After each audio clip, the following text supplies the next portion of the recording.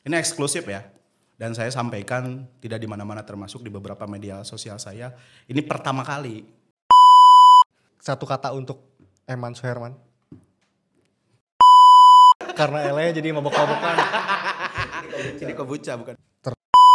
Boleh saya buka-buka di sini kan? Bislah bahaya. Sini tuh podcast pertama dan terakhir kita dengan Aceng Sunanto karena mau meninggalkan Majalengka. Dulu kan bareng-bareng sama Dena. Ya. Katakanlah satu guru gitu.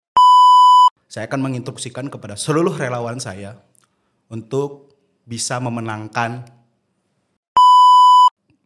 diberi jalan oleh Allah untuk memperlancar Pak Haji.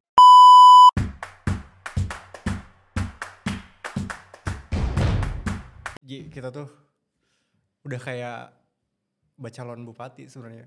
Terombang ambing. Jadi enggak nih kita podcast? Terus dengan kehadiran Aceng Sunanto ini sekarang membuktikan bahwa ya jadi juga kita berlayar. Saya manggilnya apa? Bebas apa aja. Bro Boleh. PSI banget ya panggilan Anda. PSI Partai Saya Indonesia. Bagaimana rasanya tidak jadi berlayar? Jadi memang rasanya itu sakit. Tapi enggak lah. Kalau saya sih beranggapan segala perjuangan tidak ada yang sia-sia. Tidak ada perjuangan sia-sia. Gitu. Apapun itu bagian daripada konsekuensi yang harus saya tanggung dong. Ketika saya dari awal menyatakan diri untuk maju menjadi bacalon. A, B, C, D, F sudah saya hitung konsekuensinya. Jadi menurut saya tidak ada perjuangan sia-sia dan rasanya ya biasa aja.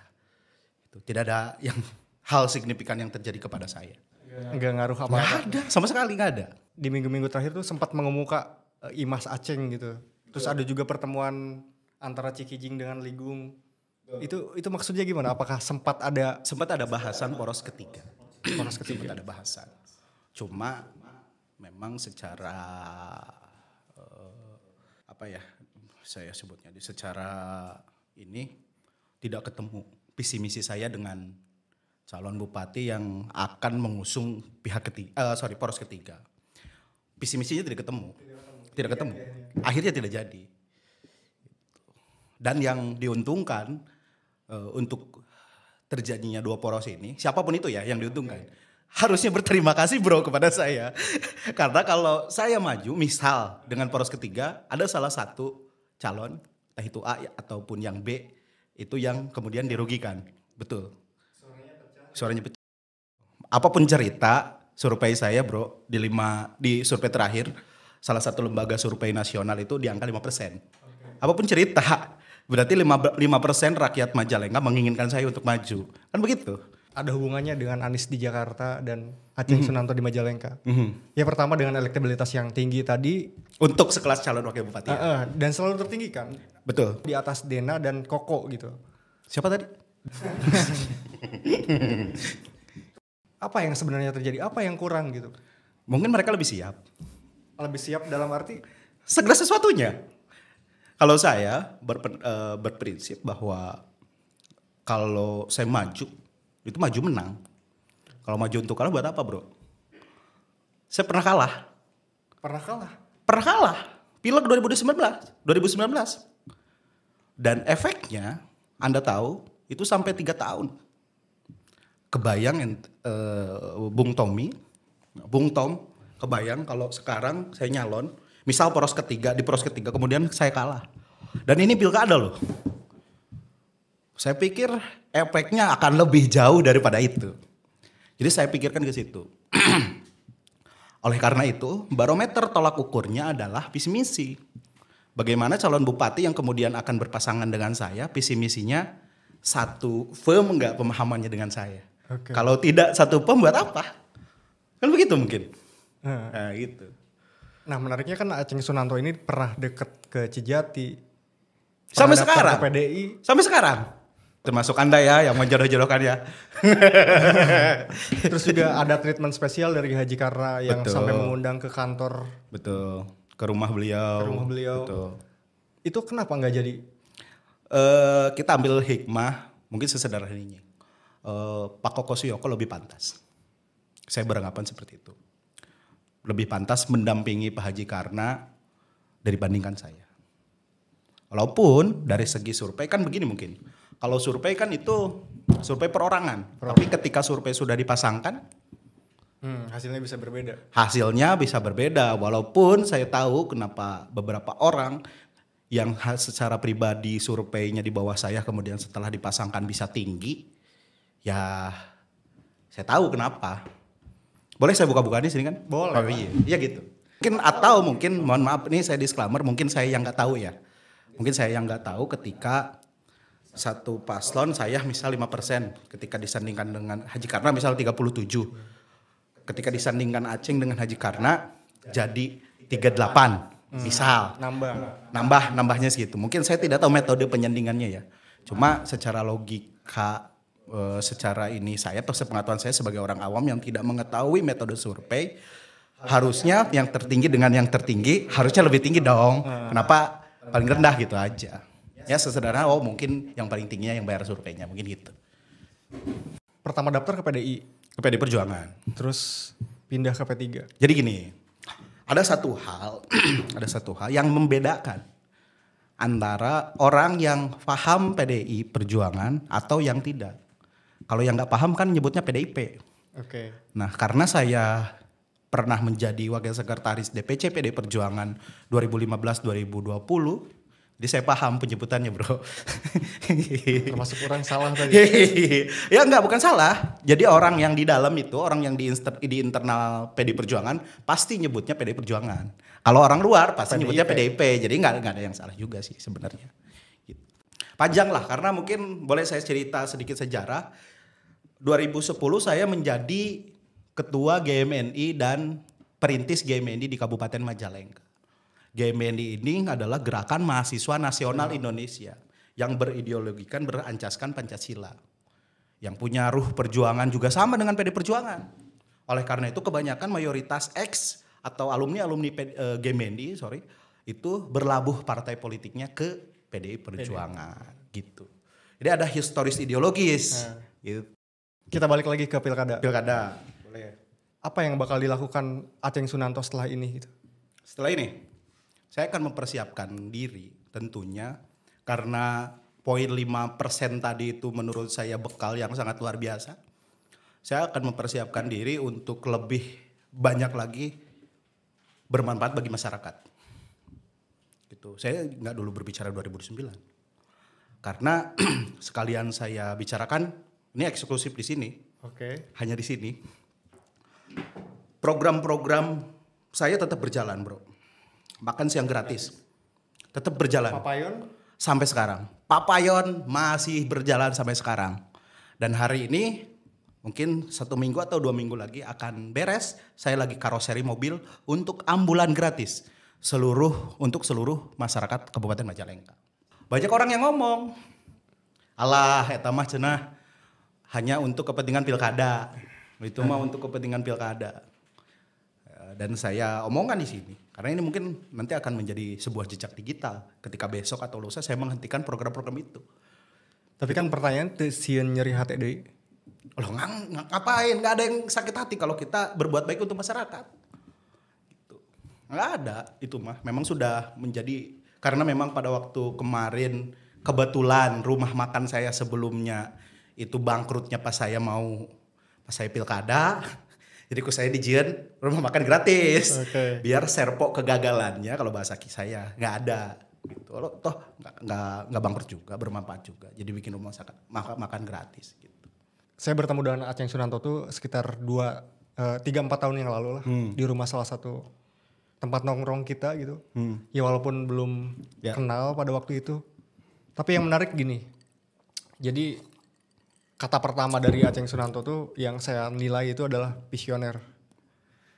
Visioner tuh dalam arti ketika ya masih aktif di BSK kan dulu. Oh iya. Kita belum main TikTok. Ya. Terus tiba-tiba ada pengusaha yang main TikTok dan bahkan kita nggak tahu tuh TikTok Shop itu apa gitu teh. Tapi tiba-tiba ada yang, tapi masalahnya di situ. Jadi setelah masa pilkada ini justru itu teh hilang Ji. Hilang.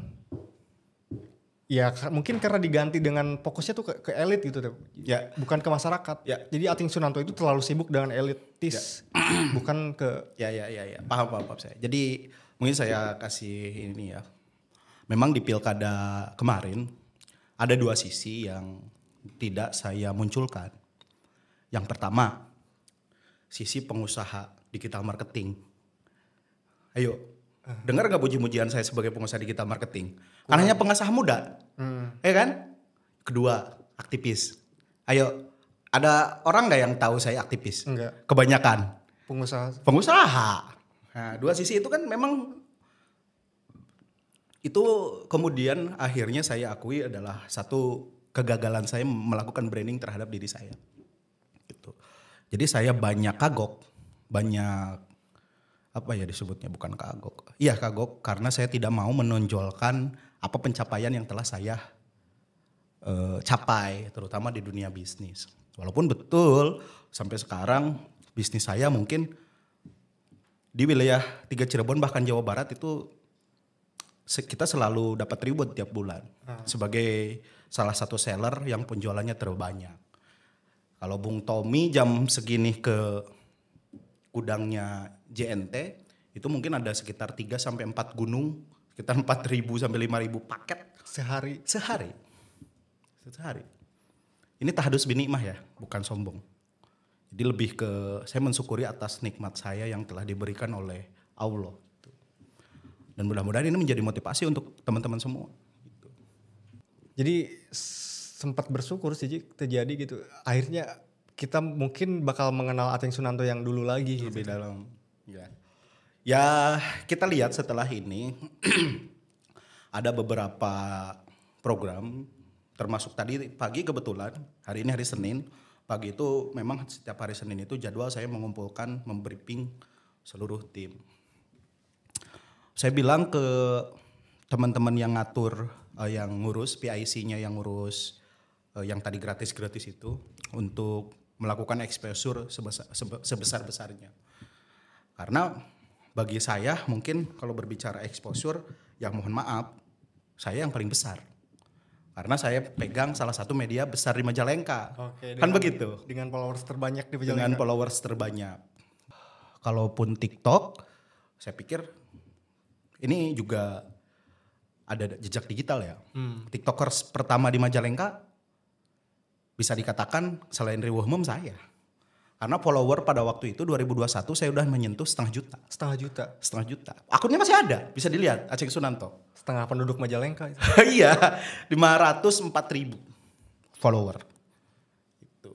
Ya di saat itu teh ya tahulah Ating Sunanto tuh sedang bergerak mendekati anak-anak muda milenial gitu teh.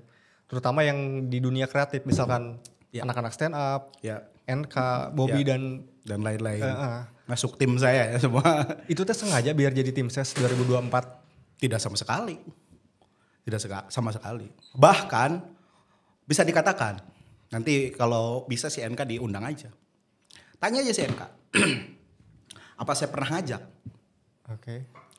Kalaupun memang lagu-lagu jingle-jingle saya yang Anda bilang narsis.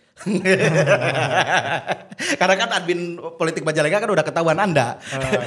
Yang Anda bilang narsis itu memang dibuat sama NK. Saya buat ke NK secara profesional. Karena apa? Karena satu, NK pernah berada di titik bagaimana dia tidak dihargai di kota kelahirannya sendiri. Di Majalengka. Betul, di kota kelahirannya sendiri. Baru menang ekspektor waktu itu baru dipanggil pemerintah.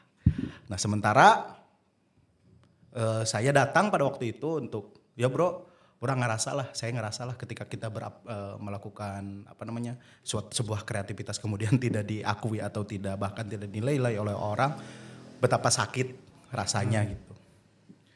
Saya ngomong seperti itu ke NK dan saya tidak pernah mengajak, hanya di dalam perjalanan mungkin kelamaan firmnya sama, visi misinya sama dengan saya, akhirnya NK secara terang-terangan ada di belakang saya gitu. Jadi pada waktu 2021 tuh belum ada keinginan buat jadi calon bupati? 6 bulan yang lalu Pak. 6 bulan, baru tertrigger 6 bulan yang lalu. Kalau 2021 saya sudah prepare, saya pastikan dengan regulasi MK kemarin saya akan maju melalui Partai Persatuan Pembangunan. Memang terprepare-nya hanya dari 6 bulan yang lalu. Melihat realitas yang ada, terus melihat Pilpres kemarin. Karena kan apapun cerita, jejak digitalnya ada, relawan yang pertama kali mendeklarasikan Mas Gibran untuk maju menjadi calon wakil presiden pada waktu itu adalah Beta Gibran. Dan saya adalah, bisa dicek, saya adalah inisiator di situ. Walaupun memang pada waktu itu kita berdiskusi dengan banyak orang, termasuk ketum saya Bang Tuedi Noviadi Ginting. Bendahara umum. Dan saya sampai sekarang masih menjabat sebagai bendahara umum Beta Gibran. Dan kerennya lagi, ini ada satu pembelajaran bagi saya. Saya tidak pernah minta tolong ke Mas Gibran untuk memploting saya di Majalengka. Karena saya tahu untuk membangun daerah itu jangan ada intervensi orang lain. Apalagi orang Solo, apalagi orang Medan, orang sana. Mah ya? Wis ke Medan-Medan ya? Iyalah. Gimana cerita? Kita mau ngebangun, yang tahu kondisi demografi Kabupaten Majalengka ya kita. Ngapain ada intervensi mereka? Kalau saya minta orang wapres terpilih loh. Kalau saya mau datang saya ke Solo. Saya rada emosional nih. Saya datang ke Solo, Mas Gibran di Solo tahu saya lah. Walaupun tidak mengenal secara ini ya, tahu saya lah. Pernah mendengar nama saya lah. Nah itu aneh ya, kenapa Gibran tidak bergerak? Itu saya tidak minta tolong Bung Tommy. Saya tidak meminta. Saya tidak mau mencederai visi misi saya. Mencederai harapan-harapan orang Majalengka. Kela, emang ada intervensi dari Medan sekarang? Ya kita tahu semua lah. Bukan Medan ya, bukan. Ada intervensi. Apapun ceritanya ada intervensi. Katanya. Ini saya baru baca berita. Bacakan aja. Jangan. Mungkin podcast ini tuh podcast pertama dan terakhir kita dengan Aceng Sunanto karena mau meninggalkan Majalengka. Ada Patar Aceng, ada Gasken, relawan utamanya adalah Gasken Aceng Sunanto. Itu kalau Pak Haji Kara Laskar gitu ya. Laskarnya Gasken. Ya, ininya Gasken. Nah masalahnya ini tuh jaring-jaring ini udah terbentuk gitu. Sudah terbentuk. Dan banyak menyebar di masyarakat kita, itu mau dikemanain gitu. Ini eksklusif ya. Dan saya sampaikan tidak di mana-mana termasuk di beberapa media sosial saya. Ini pertama kali, wallahi pertama kali saya sampaikan bahwa gerakan Aceng Sunanto, saya sebagai Aceng Sunanto yang juga pada saat ini saya mempunyai posisi di beberapa, termasuk saya menjadi bendahara umum Beta Gibran, bendahara umum nasional ya, bukan bendahara umum kabupaten, mohon maaf, bukan bendahara umum provinsi, tapi saya bendahara umum nasional Beta Gibran. Saya menegaskan bahwa relawan Gasken, gerakan Aceng Sunantokeun itu singkatan Gasken teh. Ada ininya, ada artinya. Saya menyatakan bahwa untuk Pilkada 2024-2029, saya akan menginstruksikan kepada seluruh relawan saya untuk bisa memenangkan pasangan Pak Haji Karna dan Pak Koko. Banyak orang yang tidak percaya. Kenapa enggak Pak Eman? Karena tidak samanya visi misi saya dengan beliau. Visi misi saya mungkin, walaupun saya belum ngobrol Bung Tommy dengan beliau, tapi saya sempat komunikasi dengan beliau. Alhamdulillah dengan tim beliau saya intent. Persamaan visi misinya lebih sama dengan Pak Haji Karna dan Pak Koko. Ini spesial dan eksklusif. Saya sampaikan di sini. Artinya Aceng Sunanto berbeda jalan dengan P3 di Pilkada tahun ini. Betul. Karena kita sudah memang sama-sama menghargai. P3 mengeluarkan rekomendasi kepada Pak Eman karena Pak Eman melakukan proses di P3. Nah kalau misal P3-nya misalkan ke si Fulan yang tidak ikut berproses, mungkin saya akan protes. Karena Pak Haji Eman ini kan sama dengan saya, berproses. Jadi ada yang maju, kemudian saya tidak ikut dalam kontestasi, ya saya menghargai betul. Dan P3 juga harus menghargai sikap saya. Begitu. Dan ini saya garis bawahi juga, ketidakmajuan saya bukan partai politik atau ini yang tidak mau. Saya pada hari Jumat tanggal berapa ya tuh, sekitar 19 atau 20 kalau nggak salah. Saya yang menyatakan diri untuk tidak maju. Pada waktu itu Kang Fajar masih melobi saya. Oh, sangat luar biasa perjuangan beliau buat saya. Sampai detik terakhir, ini gimana? Ceng, ini gimana, Ceng? Saya bilang, saya sudah tidak sevisi misi dengan Pak Haji Eman. Sehingga saya memutuskan untuk tidak maju Pilkada Kabupaten Majalengka 2024-2029.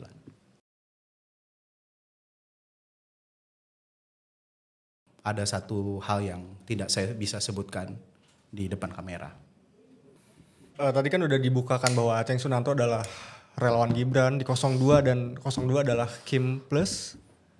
Kenapa sekarang berbeda jalan dengan Kim Plus? Beta Gibran bukan bagian daripada Kim Plus. Bukan partai. Bukan partai. Kita adalah relawan Mas Gibran. Saya pikir ketum juga akan menghargai keputusan saya. Karena saya di sini tidak akan bawa lembaga. Karena saya orang Majalengka, saya tahu persis mungkin demografi Majalengka. Saya sekolah di Majalengka, kuliah juga di Majalengka, membangun karir di Majalengka. Saya tidak pernah keluar dari Majalengka. Saya lebih tahu lah terkait Majalengka. Bukan orang luar kota ya? Saya tidak pengen ini ya, rasisme atau apa semacam itu ya. Ya itu sah-sah saja sih. Berarti kan sudah terjawab. Jadi kan kita selalu mempertanyakan LST naon sih singkatan kepanjangannya. Dulu sempat kita bertanya-tanya apakah LS itu langkung saya? Oh bukan. Enggak, sekarang terjawab. Lanjutkan saja. Lanjutkan saja. Membara kakao berarti itu. Dan saya tadi sampaikan ke beberapa teman-teman, kalau Bu Sherly hanya ada di flyer, kalau saya menyatakan saya siap menjadi juru kampanye pemenangan beliau. Nggak salah ini ya mah. Boleh saya disclaimer, ini kombucha coy. whisky. Disebarkan. Karena ele jadi mabok-mabokan. Ini kombucha bukan. Titik terendah Aceng Sunanto di mana? 2019 itu saya punya hutang 1,7 miliar. Pada waktu itu saya bangun LS Skincare dari modal 12 juta rupiah. Ya bahkan dari minus dong kalau ngitung. Dari minus. Dan modal uang yang pada itu saya pegang 12 juta. Dan alhamdulillah Bung Tommy value-nya sekarang LS Skincare sudah sekitar 50 sampai 100. Kalau dengan barang mungkin sampai 100 miliar. Apa yang waktu itu membuat Aceng Sunanto bangkit? Yang tertrigger pada waktu itu adalah anak. Untuk beli susu pun susah. Gitu. Dan pada waktu itu saya ketemu pola. Sampai kakak saya pada waktu itu telepon, saya masih ingat hari Jumat. Bulan Juli, saya lupa tanggalnya. Jadi kakak-kakaknya, kakak angkat saya. Tuh, Cuk, di mana ente? Di rumah A, saya bilang. Kadiem, ulin ke showroom, sama itu stres. Oh enggak A, saya bilang. Saya lagi ada project di dunia online. Insya Allah bulan November pada itu Juli. Saya ke showroom AA, silaturahmi. Saya sudah mau mobil, saya bilang begitu. Dan mungkin pada waktu itu saya bisa nyicil ke AA. Karena waktu itu hampir 250 juta kalau nggak salah. Apa 300 ya, saya lupa ke kakak saya juga. Saya bisa nyicil minimal mungkin 50 juta, saya bilang gitu. Dan di bulan November saya tepati itu. Saya datang ke showroom beliau di Leuwi Seeng. Saya sudah mulai sedikit-sedikit cicil walaupun nggak sampai 50 juta lah pada waktu itu. Saya sudah bisa cicil dikit-dikit. Dan saya sudah bawa mobil pada waktu itu, walaupun mobil Corona, mobil tua. Saya beli dulu waktu itu, udah 20 juta gitu. Singkat cerita, Aceng Sunanto sukses di dunia usaha gitu. Tapi kenapa sih harus bolak-balik lagi ke politik? Kan bisa jadi udahlah jadi pengusaha aja gitu deh. Ya. Kan jadi, udah cukup. Naluri seorang aktivis, apalagi saya sebagai ketua GMNI pertama di Kabupaten Majalengka yang kadernya itu sudah ngalayah bertebaran di Majalengka. Ada 2 orang sahabat saya, ini baru saya sebutkan karena saya juga gak nyalon pilkada. Ada Mas Dardiri Edi Sabara sebagai anggota Bawaslu Kabupaten Majalengka, itu sekretaris saya. Ada Ayub Bahmi, itu adik-adik saya, junior saya di GMNI. Kemudian ada Bung Teguh, itu kawan saya juga yang ketua KPU. Itu kan GMNI semua tuh. Menyebar tuh Aceng Sunanto adalah anak dari Sutrisno. Betul. Jadi ceritanya begini. 2015 itu saya ketua KNPI. Dan saya wakil sekretaris eksternal PDI Perjuangan. Yang dimana ketua DPC PD Perjuangan pada waktu itu adalah Haji Sutrisno. Oke. Nah, beberapa kali menjelmalah karena seluruh beberapa urusan administrasi partai segala macam saya dipercaya sama beliau, akhirnya deket. Ya alhamdulillah Bung Tommy sampai sekarang saya masih silaturahmi, masih berhubungan baik dengan beliau. Gitu. Iya, jadi kita sempat mau bikin meme tuh yang Udah tadi bikin yang Ninja Turtle yang dulunya Sutrisno yang mengajari Aceng Sunanto, Karna Sobahi, Dena gitu. Dulu kan bareng-bareng sama Dena. Ya, katakanlah satu guru gitu teh. betul. Terus? Apa yang sebenarnya terjadi gitu? Tidak ada apa-apa. Tidak ada yang terjadi. Dena masih saya kenal biasa, kalau ketemu ya biasa. Tidak ada hal apapun, itu nggak ada. Cuma memang bagi saya perbedaan visi misi tadi yang lebih saya ini kan mungkin yang lebih saya garis bawahi mungkin. Saya pikir ya luar biasa juga beliau sebagai orang Majalengka itu yang datang ke Majalengka untuk berbisnis, untuk Bung Dena datang ke sini kemudian nyalon wakil bupati, bagi saya luar biasa. Luar biasa. Dan luar biasa. Di usia 35 tahun. Ya, 1 tahun kalau nggak salah di atas saya. Ya mudah-mudahan lancar Bung Dena. Mudah-mudahan lancar. Tapi kalau suruh memilih, ya tadi kan udah Sudah disebut. jelas. Prediksinya Prediksinya bakal menang siapa? Pak Haji Karna lah. Berapa persen? 64 Berbanding 6438. 6436. 36. Ya, 6436. Catat. Ini dikurangi Bung Tommy. Kemarin saya bilang 6535. Jadi terus berkurang nih. Apa? Bakal terus berkurang. Enggak, kemarin 65 buat Pak Haji Karna. Tapi setelah saya analisa, ini paten deh kayaknya nih. 64. 64. Jadi ingat tadi saya bilang saya sudah menghilangkan Serpo dari semenjak saya mendukung Pilpres kemarin menang, saya sudah menghilangkan Serpo kegagalan atau Serpo kekalahan di diri saya. Itu saya yakini yang saya dukung akan menang. Ini boleh dijawab, boleh enggak? Nah, satu kata untuk Karna Sobahi. lanjutkan. Satu kata untuk Eman Suherman. Boleh dipikirkan dulu, jangan langsung dijawab. Selamat berjuang. Itu mah satu kalimat. Berjuang. Lanjutkan dan berjuang. Kan gitu. Biar semua satu kata untuk Koko Suyoko. Koko Suyoko. Ganbate. Saya belum pernah ketemu sama Pak Koko. Tapi saya lihat Pak Koko punya visi juga. Pak Koko punya visinya, tekad yang kuat. Visi misi dan tekad yang kuat. Walaupun saya mungkin belum ngobrol ya Bung Tommy. Mungkin nanti bisa dijembatani sama Bung Tommy untuk ketemu beliau. Saya takdim juga, hormat juga ke beliau. Ke Pak Koko Suyoko. Gitu. Satu lagi. Satu kata untuk Dena Muhammad Ramdan. Apa ya? Untuk Dena. Bisa teman, bisa mantan. Dipikirkan dulu. Jangan langsung.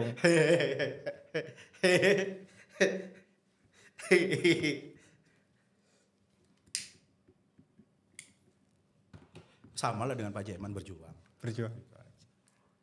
Iya. Saya ini ya sebentar ya. Kemarin saya ke Jakarta. Ketemu salah satu senior. Namanya Bang Yuda. Itu senior saya. Saya bilang, lapor Bang. Saya mengalah karena alasan tidak samanya visi misi dengan calon bupati. Saya dimarahi Bung Tommy. Bukan mengalah. Betul. Dan saya bilang saya juga gagal. Saya juga dimarahin. Jadi bukan itu kata yang tepat. Bukan. Tidak ada perjuangan, tidak ada kegagalan. Saya mencoba untuk mematangkan diri saya. Mempersiapkan diri saya lebih siap lagi. Apapun ceritanya. Karena ada salah satu faktor juga betapa saya sedih ketika ada beberapa elemen yang menyerang keluarga saya. Menyerang anak saya yang tidak tahu menau. Oke lah menyerang diri saya. Bagi saya tidak jadi masalah. Dan itu saya tidak siap. Apalagi masa rentan pernikahan saya di hitungan tahun ini. Baru 1 tahun. Dengan istri. Yang sekarang. Jadi saya tidak mau itu semua terekspos. Apalagi anak saya baru umur 3 tahun. Yang kecil. Kalau yang besar sudah struggle lah. Ya katakanlah bukan kegagalan tapi saya lebih mempersiapkan diri. Garis takdir. Garis takdir juga. Dan ini kata saya lebih tepat. Mungkin saya diciptakan Allah dan saya mungkin apa ya disebutnya ya. Diberi jalan oleh Allah untuk memperlancar Pak Haji Karna Sobahi menjadi Bupati 2024-2029. Karena satu, ketika Eman Suherman dengan Aceng Sunanto betapa kokohnya relawan, betapa kokohnya partai politik, betapa kokohnya kekuatan yang mungkin ada rumor sekarang, relawan ada beberapa yang cabut, partai politik juga hanya dirental.